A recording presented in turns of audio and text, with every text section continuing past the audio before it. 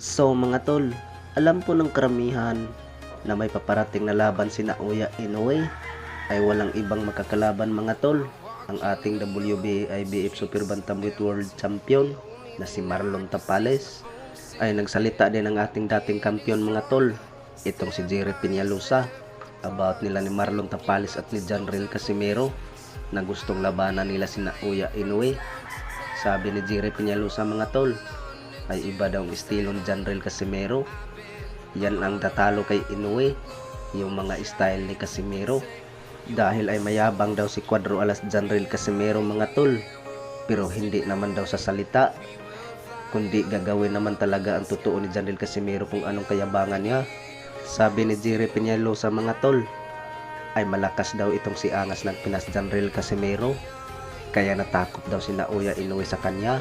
At nakita natin mga tol yung interview ni Jerry Peñalosa sa Facebook page ni Coach Franco Ryuda. I-follow niyo yan mga tol.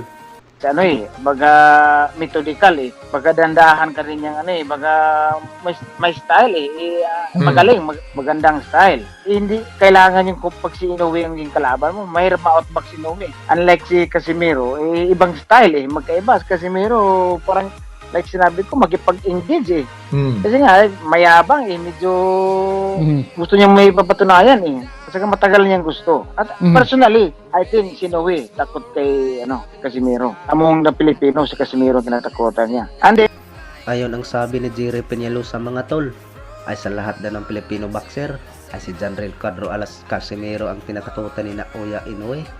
At iba daw ang estilo ng Angas ng Pinas Janril Casimero mga tol.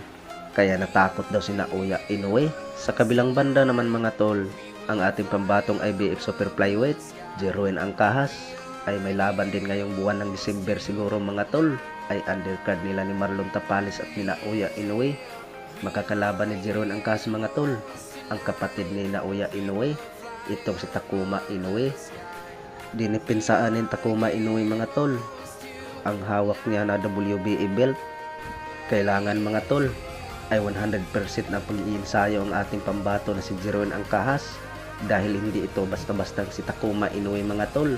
Kung ano man yung galaw ni Naoya Inoue, yung kapatid niya, ay ganon din yung galaw ni Takuma Inoue.